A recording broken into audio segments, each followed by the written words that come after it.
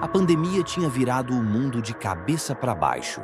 Em 2020, eu, Ricardo, ex-gerente de uma loja, me vi desempregado e sem muitas opções. Dirigir para Uber virou meu ganha-pão. A cidade que nunca dormia agora parecia um cemitério depois das 22 horas, mas as corridas noturnas ainda rendiam. E era nelas que eu me enfiava, mesmo com o risco. Foi numa sexta-feira, pouco depois da meia-noite, que peguei a corrida mais estranha da minha vida. Tinha acabado de deixar um casal bêbado num hotel quando o app apitou de novo. O local de busca? Um shopping abandonado, daqueles que já foi famoso nos anos 90 e hoje só serve de ponto de encontro para gente esquisita. Cheguei lá e o estacionamento estava vazio, só umas luzes queimadas piscando. Em frente à porta do shopping, um cara alto, quase 1,90 m, de moletom cinza e jeans, ficava parado, cabeça baixa, como se estivesse olhando os próprios tênis.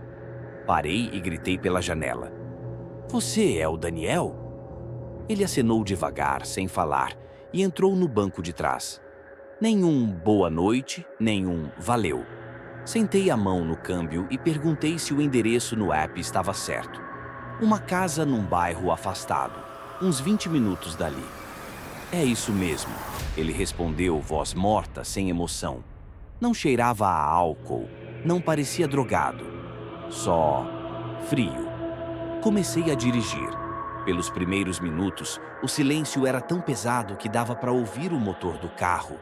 No retrovisor, eu espiava ele de vez em quando. O cara não mexia no celular, não olhava pela janela. Só encarava a minha nuca.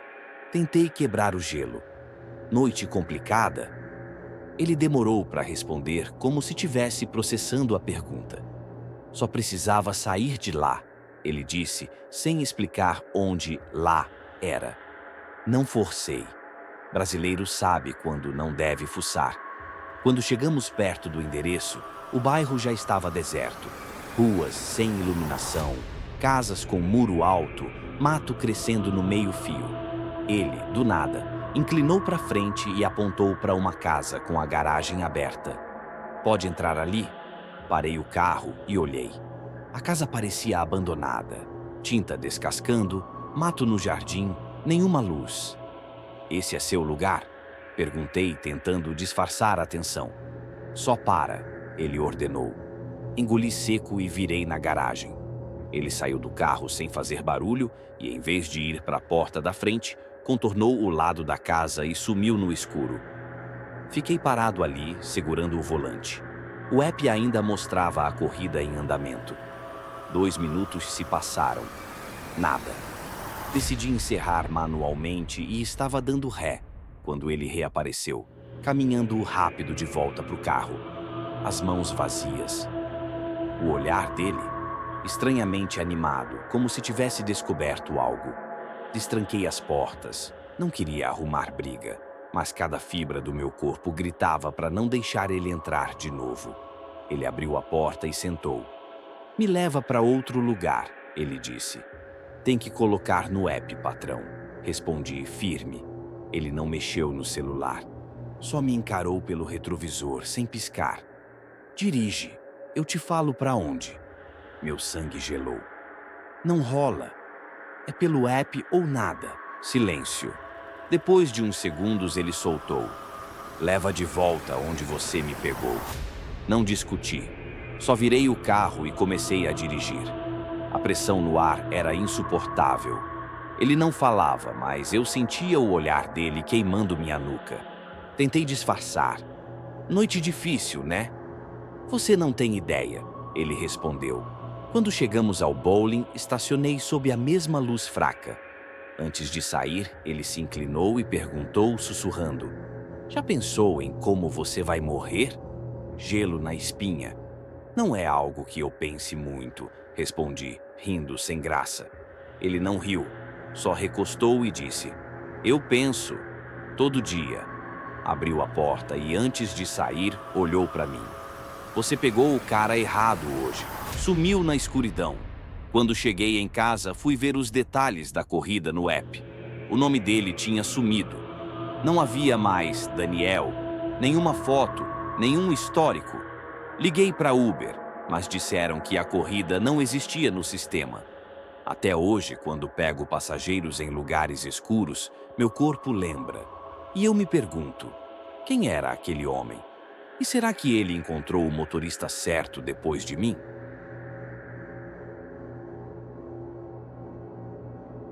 Eu sempre achei que no Rio a gente se acostuma com o estranho. Depois de dirigir quase 2 anos para Uber, achava que já tinha visto de tudo. Turista bêbado cantando pagode no banco de trás, playboy de Ipanema cheirando pó no meu carro, até uma senhora que jurou que o fantasma do marido estava sentado do lado dela. Mas nada me preparou para o que aconteceu naquela noite de sábado. Era por volta de 1h30 da manhã e eu tinha acabado de deixar um grupo de universitários barraqueiros na Lapa. Tava feliz por pegar uma corrida mais tranquila. O passageiro se chamava Carlos e o ponto de encontro era numa ruazinha escura, atrás do shopping da Barra, perto daquela área que fica deserta de noite. Chegando lá, vi um cara de moletom com capuz, mesmo com aquele calor do inferno, parado sozinho na calçada. Ele entrou no carro sem falar nada, nem um boa noite, nem um é aqui mesmo. Só sentou e ficou olhando pro nada. Tá tudo certo, patrão? Perguntei, tentando quebrar o gelo. Ele só balançou a cabeça. O destino era uma casa em Santa Teresa, um bairro que eu conhecia pouco. Enquanto dirigia, notei uma coisa esquisita. O Carlos tinha o celular no colo, mas não estava mexendo. A lanterna estava acesa, iluminando o meu banco pelo retrovisor. Tá precisando de luz aí, moço? Tentei de novo. Não, respondeu seco. O resto do caminho foi em silêncio absoluto. Só o barulho do motor e aquele clima pesado, como se o ar dentro do carro tivesse ficado mais grosso. Quando chegamos no endereço, meu sangue gelou. A casa era velha, escura, sem nenhuma luz. Parecia abandonada há anos. É aqui mesmo? Perguntei, tentando disfarçar o nervoso. Ele não respondeu. Só ficou encarando a casa, como se esperasse que algo acontecesse. Depois de um tempo, virou para mim e disse: "Preciso voltar." "Como assim?" "Leva eu de volta onde você me pegou." Fiquei confusa. A corrida já tinha acabado e ele queria que eu fizesse o caminho de graça? "Moço, você precisa pedir outra corrida pelo app." Foi aí que ele soltou a frase que me fez tremer. "Não posso, eles ainda estão lá." "Quem?" perguntei, mas ele só balançou a cabeça, respirando pesado. Decidi levar ele de volta, mas cada minuto naquele carro foi um sufoco. Ele ficou balançando no banco de trás, murmurando coisas que eu não entendia. Quando chegamos ao ponto inicial, ele saiu sem falar nada. Achei que tinha acabado, até que 2 horas depois eu o vi de novo. Eu tinha parado num posto na Barra para tomar um café. Quando voltei pro carro, ele estava sentado no banco de trás. "Como você entrou aqui?" gritei, quase me mijando. "Eles ainda estão na casa?" ele repetiu, com os olhos vidrados. Naquele momento, eu só queria me livrar dele. Liguei o carro e fui até o local que ele tinha pedido. Dessa vez, quando ele saiu, tranquei as portas na hora e vazei. No dia seguinte, contei para outros motoristas. Um deles me disse que já tinha ouvido histórias de um passageiro que sempre pedia para voltar, mas ninguém sabia quem era. Até hoje, quando passo perto daquele shopping à noite, dou meia volta, porque eu sei que, em algum lugar, o Carlos ainda está tentando voltar para casa. E eu não quero ser a motorista que leva ele.